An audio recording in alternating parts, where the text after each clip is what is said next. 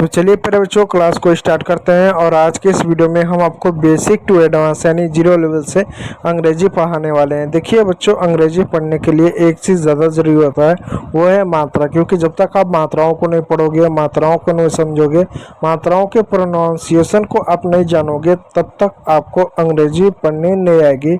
इसलिए ये ज़्यादा ज़रूरी है कि आप मात्राओं के प्रोनाउंसिएशन को समझो। जब हम मात्राओं की बात करते हैं तो बच्चों को दिक्कत होती है दो चीज़ों में। एक होता है 12 खड़ी की मात्रा, ठीक है, 12 खड़ी की मात्रा, 12 खड़ी की मात्रा। अब ये जो 12 खड़ी की मात्रा होती है बच्चों, इसमें एक चीज़ अगर आप ध्यान दो तो इसमें किस तरह की मात्रा होती हैं, जैसे अ का ए, आ का डबल ए, क का के, ख का के एच, इस तरह की मात्राएं होती हैं। तो ये जो मात्रा होती है, इस मात्रा का प्रयोग तब करते हैं जब हमको किसी का नाम अंग्रेजी में लिखना हो, तब ये 12 खड़ी की मात्रा काम आती है, वरना अंग्रेजी पढ़ने में ये मात्रा हमारे किसी काम में नहीं आती। तो फिर सवाल उठता है किस मात्रा से हम अंग्रेजी पढ़ें। देखिए, अंग्रेजी पढ़ने के लिए आपको बताया गया कि अंग्रेजी में टोटल 5 वावल होते हैं, क्या 21 कॉन्सोनेंट होते हैं। ये जो 5 वावल और 21 जो कॉन्सोनेंट होते हैं, इसी के आधार पर हम अंग्रेजी पढ़ सकते हो। क्योंकि आप अंग्रेजी का छोटा से छोटा शब्द ले लो, बड़ा से बड़ा शब्द ले लो, आपको ऐसा कोई शब्द ही नहीं मिल सकता है जिसमें क्या हो, जिसमें कोई मात्रा ही ना हो। इस बात को आप जो है ज़रा ध्यान दीजिएगा।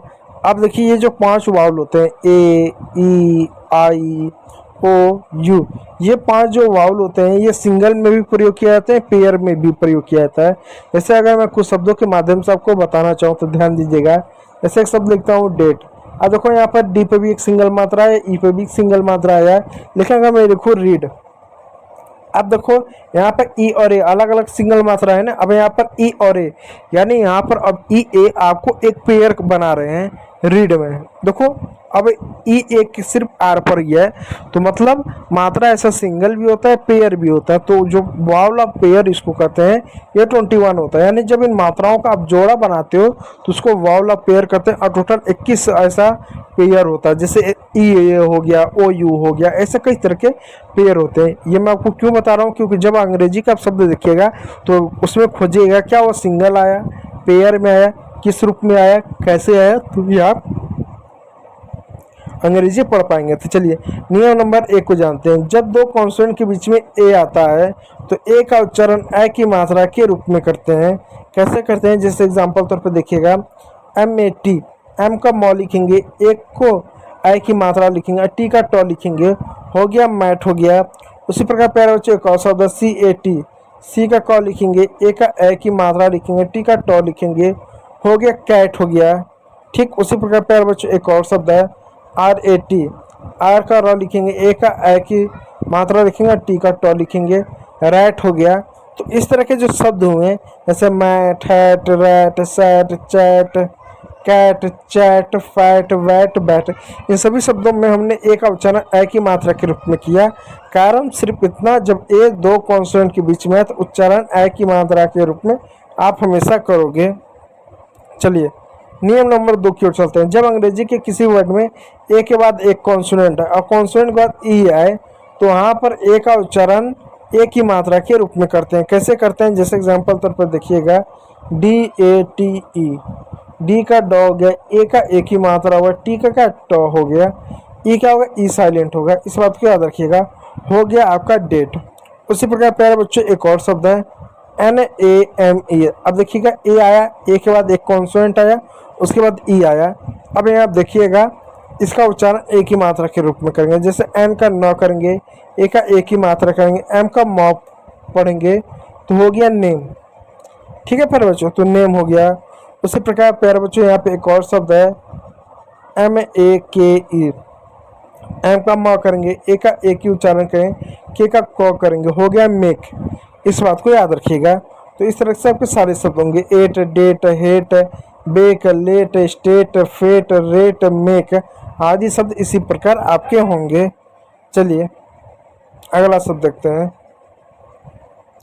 अगला शब्द देखिए क्या है, अगला नियम है, शब्द का मतलब यहाँ पर नियम से मेरा है। ठीक है, चलिए अगर आपका जो तीसरा नियम आ रहा है क्या है कि जब अंग्रेजी की किसी भी शब्द में ए के बाद डबल एल हो तो उसका उच्चारण अ की मात्रा के रूप में करते हैं।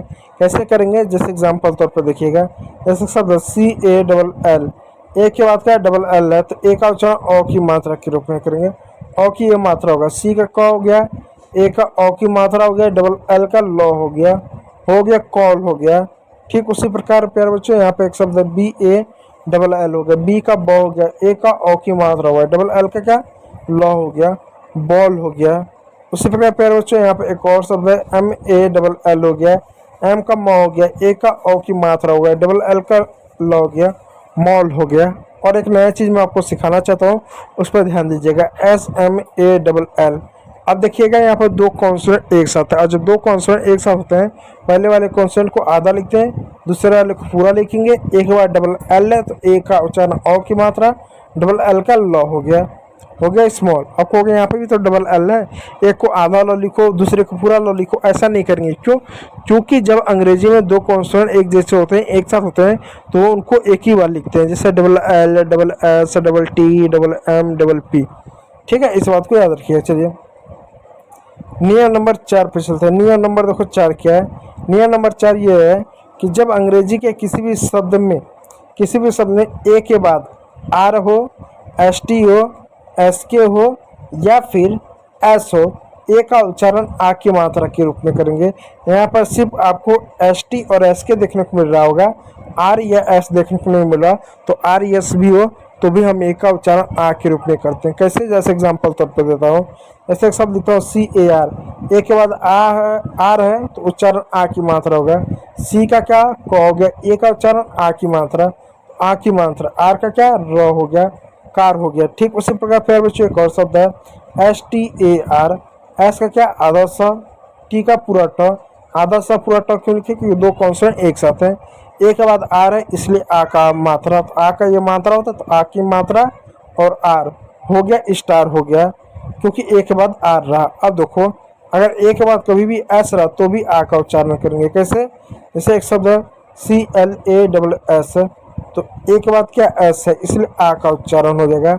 सी है तो आधा का, क्योंकि CL दो कॉन्सोनेंट एक साथ हैं। एल का क्या ल हो जाएगा, ए का आ की मात्रा, डबल एस का 100 हो जाएगा।